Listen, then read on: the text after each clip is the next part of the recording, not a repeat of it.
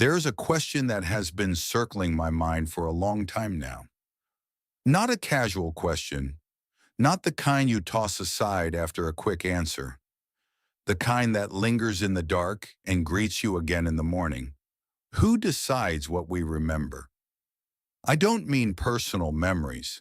I mean collective memory, historical memory, the grand storyline handed to us in classrooms, documentaries, and textbooks. The narrative that defines where civilization began, how it evolved, and why the present system is supposedly the inevitable result of progress. Someone assembled that narrative. Someone selected what was preserved and what was discarded. And the deeper I dug into the omissions, the abrupt transitions, the unexplained disappearances, the more it felt less like oversight and more like design. Not chaos, architecture. When an architecture of forgetting. This journey started with Tartaria. Yes, that name. But it quickly became clear that Tartaria was only the doorway. Once you start pulling on that thread, the entire historical fabric begins to loosen. What emerged wasn't just the disappearance of a single empire, it was a pattern, a repeatable method, a system so expansive and so consistent that it forces an uncomfortable possibility into view. What if our history isn't incomplete by accident? What if it's incomplete on purpose? Consider this. There exists a web of influence operating quietly through banking systems, publishing houses, universities, research foundations, museums, and media institutions. No uniforms, no dramatic declarations, no secret handshake theatrics. Just influence embedded into the very structures we trust to define truth. And they don't need to shout. They operate in the gaps. And what may have been buried isn't just a forgotten civilization. It may be knowledge itself. The knowledge of what humanity once understood. The technologies we may have mastered. The social models that didn't rely on extreme centralization. Systems that didn't demand total dependency on industrial and financial hierarchies. That possibility alone changes everything. What first made me suspicious wasn't the architecture people love to argue about. Not the domes, not the symmetry, not the monumental civic buildings attributed to suspiciously short construction timelines. It was the silence, a strange synchronized silence across institutions that normally disagree about everything. Take any major civilization, Egypt, Rome, Greece, Persia, Mongolia. When we have mountains of documentation, tax records, letters, administrative decrees, court proceedings, bureaucratic debris, civilization leaves paper trails. But when it comes to Tartaria, we encounter something different. Maps reference it. Early encyclopedias describe it in detail. Geographic records span centuries. Then, almost abruptly, by the mid-1800s, it fades. Not gradually as empires usually do, but with precision. The official explanation? It was merely a vague geographic term used for regions not well understood. As cartography improved, the term became obsolete, reasonable at first glance. Except geographic terms don't require systematic removal across multiple countries, languages, and competing institutions within the same narrow historical window. They don't trigger coordinated revisions in textbooks across France, England, Russia, Germany, and America. They don't vanish in near unison. So who orchestrated that alignment? When I began examining the financial networks emerging during that same period, the late 1700s into the 1800s, I noticed something else: the century of consolidation. Power began concentrating in the hands of major banking families across Europe. These weren't just lenders. They influenced currencies, financed wars on opposing sides, and built transnational networks that made nation-states look almost secondary, but their reach extended further. They funded universities. They endowed academic chairs. They backed publishing houses. They financed archaeological expeditions. They established foundations that shaped research priorities. In isolation, philanthropy. Taken together, structure. When you fund the institutions that define knowledge, you indirectly define knowledge itself, control the curriculum, and you shape perception. Shape perception, and you shape possibility. Consider the early editions of the Encyclopedia Britannica, 1771, 1797, 1810. Tartary appears extensively. Descriptions are detailed, sometimes referencing political organization, trade routes, territorial boundaries. By the late 1800s, the entry shrinks. By the early 1900s, it's largely reframed. By the mid-20th century, it's barely mentioned.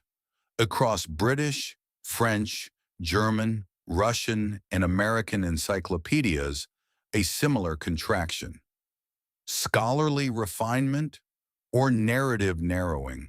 Improved research typically adds nuance. It complicates, it contextualizes, it doesn't erase. At the same time, history education underwent standardization across Western nations. Foundations funded curriculum reforms. Teacher training programs enforced methodological uniformity. Accreditation systems established boundaries for acceptable scholarship, not overt censorship, structure. And structure can be more powerful than prohibition. Within that system, deviation becomes professionally risky. Alternative interpretations struggle to secure funding. Researchers learn which directions advance careers and which stall them. No dramatic conspiracy meetings required. Aligned incentives do the work. Now consider the architectural anomaly often cited. Grand civic buildings, elaborate fairgrounds, cathedrals, and municipal structures appearing within suspiciously short timelines. Official explanations insist they were temporary or constructed through now standard industrial methods. Yet documentation is often sparse. Timelines appear compressed. Modern engineers sometimes acknowledge difficulty replicating certain acoustic or passive climate systems without advanced tools. If there were alternative technological approaches, decentralized, non-fossil fuel-dependent systems, what would that imply? Imagine energy systems that didn't require centralized distribution. Water systems operating through gravity and natural pressure alone. Architectural acoustics eliminating the need for electronic amplification. If such knowledge once existed, even partially, its implications would challenge the inevitability of modern, centralized infrastructure. And centralized infrastructure requires capital. Capital requires banks. Banks require control. Control thrives on limited imagination. What if the true loss wasn't a single empire, but the awareness that civilization can organize itself differently? This isn't about accusing individual historians of deception. Most scholars genuinely believe what they teach. That's precisely what makes structural control effective. When frameworks are established early, generations internalize them as neutral. When I reached out to historians specializing in Central Asia and asked about Tartary's disappearance, their answers followed strikingly similar patterns. Vague term, outdated cartography, improved geographic knowledge. When pressed on inconsistencies, the tone shifted, not to curiosity, but to dismissal, not hostility, containment. Questioning approved narratives often carries subtle consequences. Grants become harder to secure, tenure becomes uncertain, invitations to publish diminish. Not censorship, pressure. Now step back. If one significant historical narrative can be reframed or minimized, what else can? What technologies might have been deprioritized? What social models quietly sidelined? What educational methods replaced with systems optimized for compliance rather than creativity? Industrial capitalism is presented as inevitable. Centralized nation-states as necessary. Fossil fuel dependency as unavoidable. But inevitability is often just the story that won. Skeptics ask, how could such coordination span continents and centuries? It doesn't require constant coordination. It requires control of key nodes, funding channels, educational standards, publication networks, research grants, like shaping a river by placing dams. Control the flow points and the current follows. The individuals navigating that river may not even realize the terrain was engineered. The most powerful system of control is the one invisible to its participants. Some evidence, however, remains too visible to fully eliminate. Old maps still exist in archives. Early encyclopedias remain on library shelves. Photographs capture structures that challenge simplistic explanations. When removal isn't possible, reinterpretation becomes a strategy. Temporary buildings, artistic cartography, primitive technology misjudged by modern observers. Every anomaly receives an explanation, however strained. The question is not whether explanations exist, it's whether they satisfy. Because if our understanding of the past has been filtered through concentrated networks of influence, then our perception of what's possible today may be equally filtered. What if alternatives to fossil fuels once existed and were abandoned? What if decentralized economic systems proved viable? What if education once prioritized independent thought over standardized conformity? Knowledge expands imagination. Imagination generates alternatives. Alternatives threaten monopoly.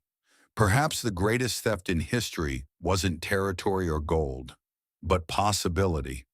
A civilization that forgets its range of options becomes easier to manage.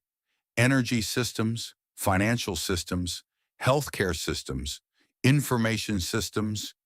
If populations believe there is no alternative, consolidation becomes natural. And when consolidation feels natural, a power becomes invisible. This isn't about certainty, it's about questions. Why do certain narratives contract across multiple institutions at the same historical moment? Why do funding networks overlap so consistently with knowledge-producing institutions? Why does deviation from orthodoxy carry career consequences? Why are some possibilities dismissed before being examined? The erasure of Tartaria may or may not conceal a grand empire, but it undeniably demonstrates something else. Narratives can shrink, records can be reframed, collective memory can be guided, and if it happened before, it can happen again. What are we forgetting right now? What will future generations accept as obsolete misunderstanding that we consider unquestionable truth today? We cannot know everything that has been lost. But we can recognize that silence is rarely neutral. Silence benefits someone. So the investigation continues, not as a declaration, but as inquiry, to notice patterns, to examine incentives, to question narratives without reflexively rejecting them, to remain open to the possibility that history, like architecture, is constructed. Welcome to the edge of the record, the place where gaps are studied instead of ignored, where silence is treated as data, where memory is examined rather than inherited. It's not comfortable, but it's necessary, because once you realize that someone curated what humanity remembers, you begin to wonder what we were never meant to recall. And once that question takes hold, it doesn't let go.